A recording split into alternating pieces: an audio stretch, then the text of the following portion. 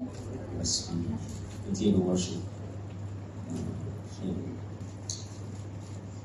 Let's all stand as we read our scripture for tonight. We're reading from the book of Haggai, or Haggai, in chapter 2, the last 4 verses, 20 to 23, from the New International Version. The word of the Lord came to Haggai a second time on the 24th day of the month. Tell Zerubbabel, governor of Judah, that I will shake the heavens and the earth.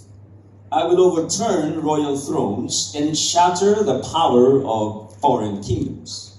I will overthrow chariots and their drivers. Horses and their riders will fall, each by the sword of his brother. On that day, declares the Lord Almighty, I will take you, my servant Zerubbabel, son of Shealtiel, declares the Lord, and I will make you like my signet ring, for I have chosen you, declares the Lord Almighty. Shall we pray? Once again, Lord, we are thankful that we can come together as people to worship you and to also listen to your word. We pray that you will give us an open heart, an open mind, not just to listen, but to receive your word with joy, as we said in that song we just sung, that there will be so much gladness in our heart to receive your word tonight, and even more glad to put your words into our daily lives. In Jesus' name, amen and amen. You may now take your seat.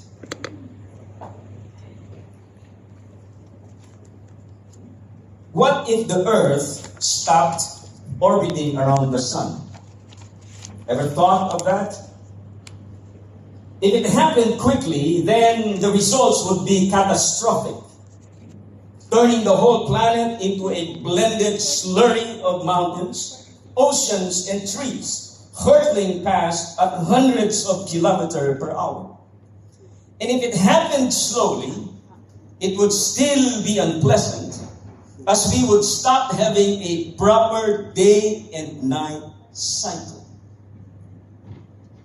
If the earth happened to stop dead in its orbit, it would take 65 days, that is 65 days, to plunge the earth down into the disappearing in a puff of plasma. That means a puff of fiery smoke. That would be the end of the earth. You know why? Ask me why. Why? Thank you. Because the earth is supposed to orbit, revolve around the sun. That is similar to what God is saying to the prophet Haggai, to the nation of Judah who just returned, at least the exiles coming from captivity from Babylon. There was now a new kingdom, the Persian kingdom, and Cyrus told them to go back. And part of the reason why they were going to go back is they were supposed to rebuild the shattered temple, which was the very symbol of God's presence. And they were to recenter their lives once again around their Lord, around God, much like the earth centering itself around the sun. It is very interesting in this short book that the phrase, the word of the Lord came, occurs 5 times. Not once, not twice, but 5 different times. Now, if you are an avid and observant reader of the Bible, if you notice that a word or a phrase or a sentence is repeated, that is so important. But when it is like a word or a phrase or a sentence is repeated more than that, it is super duper mega important. 5 times in this little book. And so I want to focus on the phrase, the word of the Lord, and how the prophet Haggai, through the word of the Lord, would now somehow, in the meaning of the word of the Lord, what did it mean? There are, I think, 4 at least meaning here when the word of the Lord came. The word of the Lord came because God wanted to say something to His people. And they were supposed to respond to that. Okay? And after they responded, God would promise something. A sort of like a reward. So this 4th time that we're doing this, which is the last of the 4-week series, we're going to focus somewhat on the word reward. What has God been preparing? Or how would He respond to His people when they start obeying Him, at least in this book? If we read verses 1 and 3 in chapter 1, the word of the Lord came occurs twice. But if you notice that the word of the Lord in verses 1 and 3 actually has one purpose. And I'm going to tell you about that later. And then it occurs thrice in chapter 2. In verse 1, the word of the Lord came. Verse 10, the word of the Lord came. And finally, in the text we just read earlier, the word of the Lord came. Now, when the word of the Lord comes through the prophet, like such as Haggai, it wanted His people to respond to it. It's not just like the word of the Lord comes and the people ignore. There's always an expected reply from the people once the word of the Lord comes. And like I said, towards the end, there is an accompanying reward when His people begins to respond positively to the word of the Lord. And it's my prayer tonight that we will respond accordingly as we listen to God's word. I hope you're ready to respond, not just ready to listen, because the Bible says we should not just be hearers of the word, we have to be doers of the word as well. The first thing here that we find in those verses 1 and 3, what did God want them to do was to rebuild. Rebuild His temple because, like we said earlier, the temple was in ruins. In fact, the first batch of the Jews who came, Ezra and Nehemiah, they started to rebuild the foundation of the temple. And during the time of Haggai and possibly Zechariah, it was now time to rebuild the temple itself. But as we know, they said it's not yet the time to rebuild the temple because they were still busy rebuilding their own homes. In fact, God says your homes are paneled. In other words, they're beautiful. They're done. And yet they neglected the very purpose by which God had allowed them to return to Judah.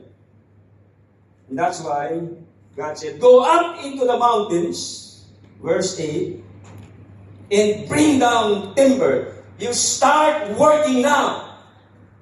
They had to gather all the materials to rebuild the house of the Lord. They would start working.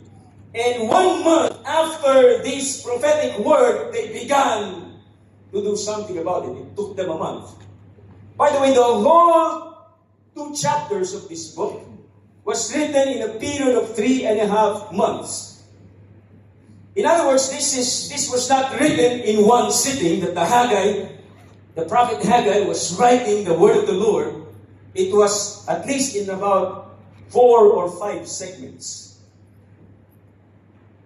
After 1 month, it took them a month to sort of be jolted from their own complacency and their own disobedience. Finally, they start to rebuild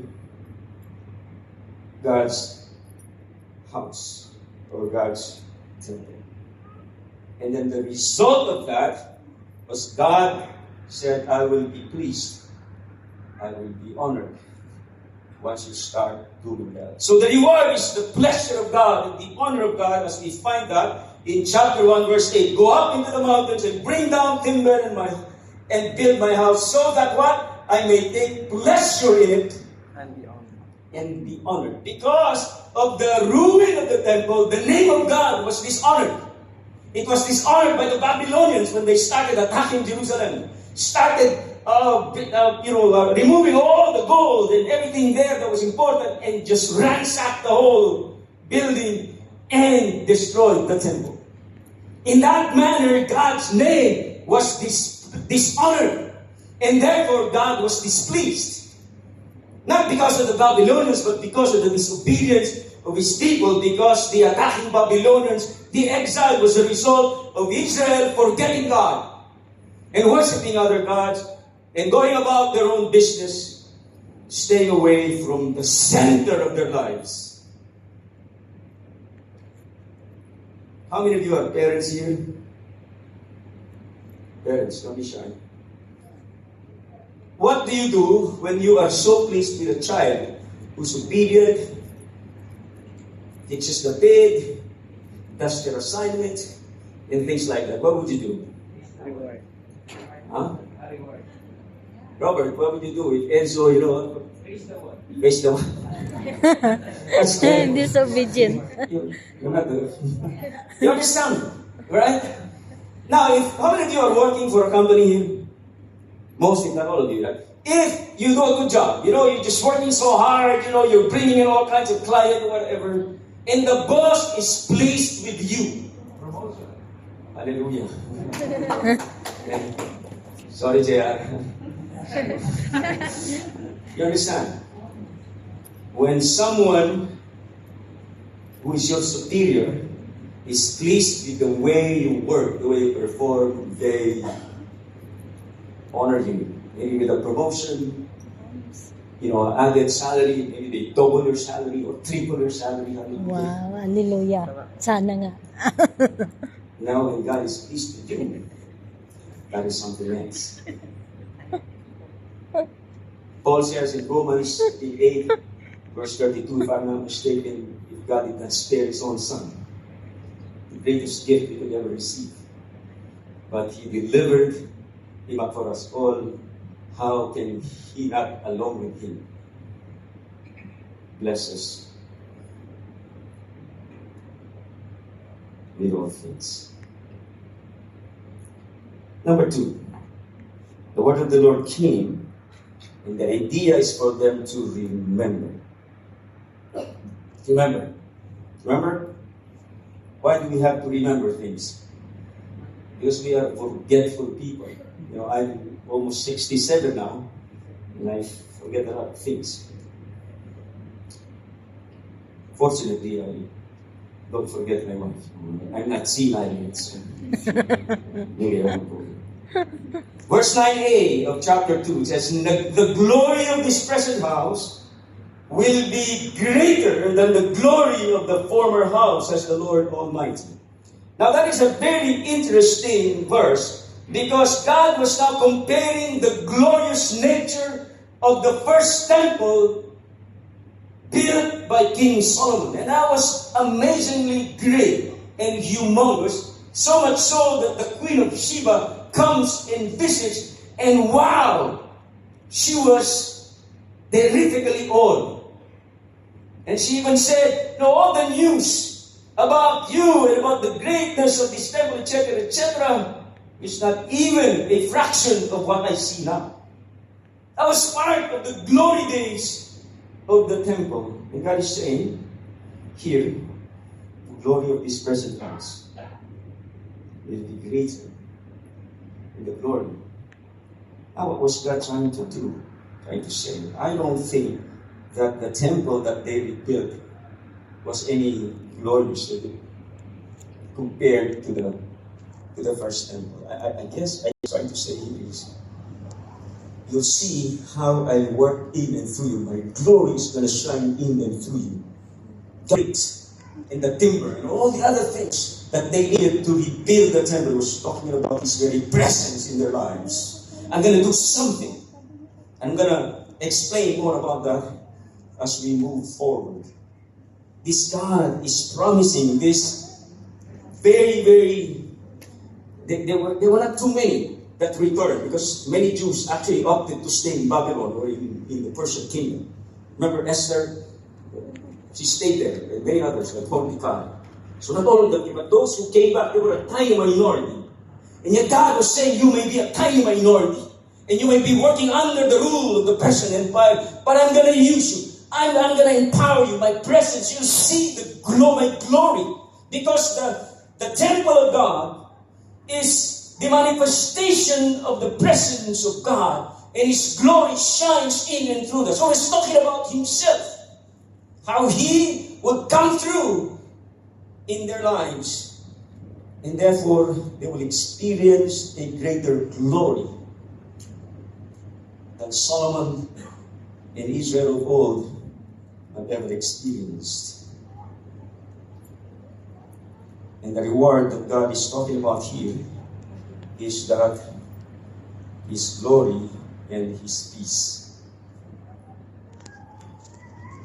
I will fill this house with glory, says the Lord Almighty. I will fill it. Now that's interesting. Because when they compared, after another month of the building, God says to them, hey, how do you compare this? Those of you who were here, when this temple was still here before the Babylonians came, after 70 years or 80 years, remember they were exiles, maybe they were toddlers, maybe 5 years old or 10 years old. They get to be exiled, 70, and now they come back. Maybe a lot of them are in their mid-80s or early 90s. Not very many, but there's still a few. God was saying, you remember? You remember the glory days of Solomon? And they could remember. They could remember. God said, the glory of this house will be much greater. Like I said, He was talking about the bricks and the poles and the material things there. He was talking about His very presence. The glory of God. You remember when God's glory came to Moses? The Israelites could not look at His face. It was just so glorious. Amazing. And Jesus comes today in our lives. We behold His glory. The glory of Jesus shines in and through us. As Paul says in Colossians, Jesus is the hope of glory. We become glorious when we have Jesus with us. And He says, I will grant peace, shalom, mind, soul, body, everything. In the midst of your troubles, in the midst of your bad situation, you will experience my shalom. How many of you are troubled? Maybe financially, or maybe physically, you're ill. God is promising His shalom. It's inside of you. He will grant that peace. Isn't God amazing? His glory. Can you imagine that we are sinful human beings and yet God chose to live inside of us? We're now the new temple. We're now the new tabernacle. Remember John 1:14. The Word became flesh and dwelt amongst us. And that word dwelt literally means tabernacled amongst us. And the glory of Jesus is within us because He is the glory of God. Number 3, God wants them, the word of the Lord came. That's the 4th time. That's our third point. God wanted them to return to Him. Verses 10, 13, and 14 of Haggai 2 says, on the 24th day, the word of the Lord came. Verse 13, He said, if a person defiled by contact with a dead body touches one of these things, does it become defiled? He was asking the priests. Now God was making an illustration here about the unclean and nothing. I'll explain that to you. Yes, the priests replied, it becomes defiled. Then Haggai said, so it is with this people and this nation in my sight, declares the Lord. Whatever they do and whatever they offer, there is defiled. You know, in the nature of their relationship with God, there were two groups of people. Okay, one can approach God if they were clean. In other words, ritually unclean, not sinful. Like if you're a woman and you have your monthly period, you become unclean. You cannot come to God and worship. You have to wait till that is over, and you have to do some cleansing and so forth, ritual cleansing, before you can come back again. Okay? If you are clean, you are qualified to go into the temple, and yet as you go to the temple, alright, you touch a dead body, you become unclean. In other words, you cannot go and worship Yahweh anymore. You understand? And God is saying here, you all have become unclean because you have turned away from me and worshipped yourselves. I am no longer the center of your life. All of you, Yahweh is saying to Haggai, everything you offer, everything you do for me is defiled, unacceptable. That's why you have to return to me. To recenter your life around me again so you can be considered clean. Haggai said, God was asking the priest, if a clean or a pure person touches someone who is unclean, that person who is clean becomes unclean. If an unclean person touches someone who is clean, that unclean person becomes unclean. Because you cannot share in part purity, but you can be infected by impurity. You understand? So whatever you touch now, God is saying, it is impure because you are unclean. The only way for you to be clean again is to return to me. But you don't want to return to me. I'm asking you to return to me. I think there's that song from my mother, return to me, or something like that. When Jesus came, you remember? I think it was one of the, the leper or something? Jesus asked, what do you want me to do? You remember? Lord, that I be made what? Clean. You know why? He didn't say that, Lord, that I be made healed. Or because that person being unclean cannot join the community of believers. He cannot go even into the synagogue. He cannot go into the temple because he's now outside. Remember, if you're a leper, if you're unclean, you cannot come. That's why his concern was to be brought back in the community of Yahweh. More than anything. He understood that being unclean disqualifies him from coming into the fellowship of believers. That's why he said, Lord, make me clean. You understand? It has nothing to do with sinfulness. It's got everything to do with coming to God ritually clean. Because God is holy. You have to come holy before Him. You have to perform all these rituals. But thanks be to God, Jesus comes. He touches us who all are unclean. And we become clean. Some of us are lepers, euphemistically speaking. Some of us have all kinds of sins and dirt. Jesus comes, touches us, we become clean. Return to me.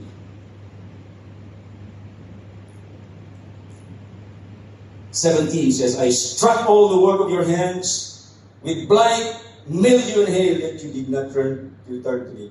The positive message is return to me. Because when you return to me, I will bless you. Yeah, that's the promise. Verse 19. Is there yet any seed left in the barn?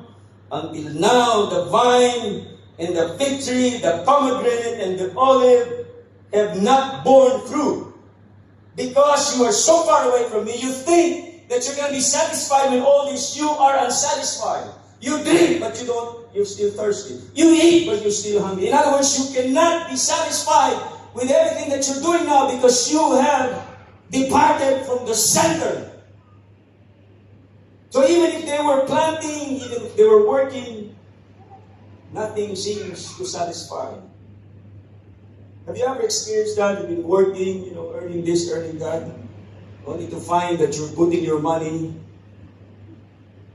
in a bottomless pit? That seems to be what's going on here with the people of Israel. It's not like, if I do this, then God will bless me. No, the question is, will this thing satisfy me? Because God is saying, there's nothing that will ever fulfill you, satisfy you, aside from me. And look at what happened to them. Planting, sowing, working, and they all amounted to nothing. Because God said, I own everything. I own the silver, I own the gold. Why are you working for something or someone else? Why are you not working for me? I think that's an important lesson for all of us here. All of us here came to work. But now that we are followers of Christ, there is a recentering. Our lives should no longer revolve around work. Yeah? I know many Christians who come here, at least from the Philippine side. We talk to some of them, And there was one person who was even a pastor's kid, and this is not, I'm not going to name them. But they're so wrapped up with work. Priorities, work. If you're a follower of Christ, the center should not be work. Yeah, we all need to work, right? But if you center your life around work, this is what's going to happen. You will never satisfy. Money will never satisfy. New things will never satisfy. New shoes, new whatever, they will never satisfy. God is our only satisfaction. From this day on, God said, I'll bless you. Because He is the source of all blessings. And number 4. This is very interesting because God is saying now, He said rebuild, right? Return. Okay? And here, He's saying, so rebuild, remember, return, and represent. What do I say? Look at verses 20 to 22. The word of the Lord came. This is the 4th time or the 5th time. On that day, declares the Lord Almighty, I will take you, my servant Zerubbabel, son of Shealtiel, declares the Lord, and I will make you like my signet ring, for I have chosen you. That is a very, very interesting promise. If you read the whole, we read that, 20 to 23, that's actually a futuristic promise that someday God is going to restore the Davidic kingdom. And a king would come, but a king not riding on horses, but someone who would ride on a colt. And this king will conquer the kingdoms not with chariots, but with humility. And of course, if you look deep into this prophetic promise, it's talking about Jesus. But here, He said, Zerubbabel, I will make you like my signet ring. You remember anyone who was given a signet ring in the Bible? You remember? Yes. Huh? Brother Job.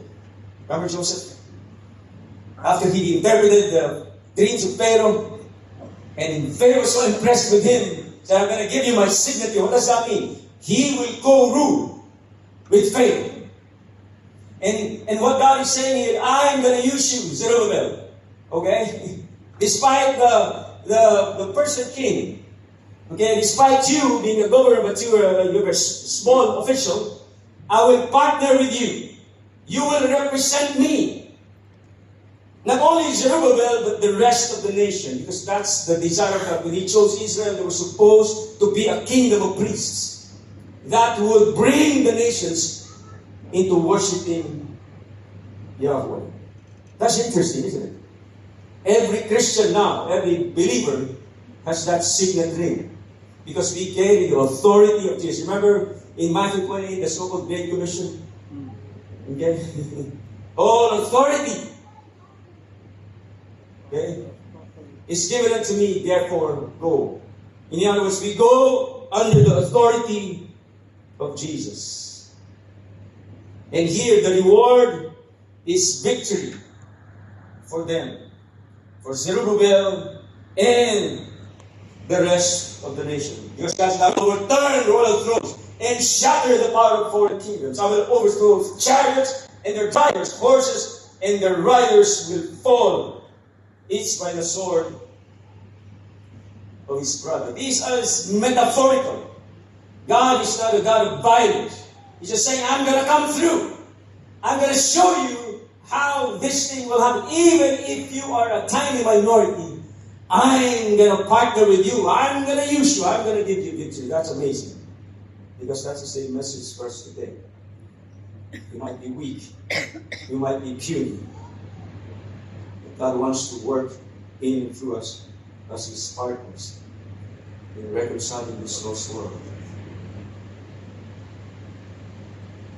When you go home tonight, you work next week, remember you've got God's signet ring.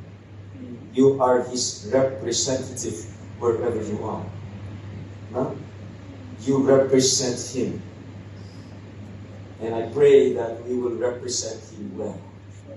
Because, like it or not, people around you will read you. And they know that you're a follower of Christ. They watch. Are you representing Him well? My prayer is that we all represent the Lord well in our respective communities. The word of the Lord came. And it keeps coming. It keeps coming. It keeps coming. And what do we do when we receive the word of the Lord? When the word of the Lord comes to us. And I would like to take you now to Hebrews 3. Verses 7, 8, 12 to 13. So as the Holy Spirit says, today, say that with me, today. For us tonight. Today. If you want Hear the word of the Lord, what do we do? do not harden. Do not harden your hearts. To the credit of the people during the time of Haggai, they did not harden their hearts. See to it, brothers and sisters, verse 12, that none of you has a sinful, unbelieving heart. The first one, hardened hearts. The second is unbelieving heart. That what? Turns away from the living. Remember what God said to the Jews? You would not turn to me. I want you to return to me. And the same message is being given to us today. That turns away from the living God. 13 and 14. But what do we do? Encourage one another. Encourage one another monthly. Monthly. Oh, I didn't quite read that right. Weekly. Encourage one another. What? Daily. You know why? Ask me why. Why? Why? Because we need to receive the word of the Lord every day. So that, so long as it is called today, meaning the Holy Spirit is speaking today, every single day. So that none of you may be, again, that word, what? Hardened. 3 times that word occurs. Hardened by sin's deceitfulness. The good news is, we have come to share in Christ. Praise the Lord. Jesus is our victory. We share in Him. If indeed we hold our original conviction firmly, if indeed we are true followers of Jesus, This is what we should be doing. We should be hearing the word and putting it into practice and not hardening our hearts. Not deceiving our hearts by sin. Hold our original conviction firmly to the very end. So today, we've heard the word of the Lord. The word of the Lord has come. What are we going to do about it? That's our challenge. And I'd like to ask our music team to come here as we land this plane. Think about it. By the way, the name Haggai means festival or holiday. So if you go on holiday, you say, I will go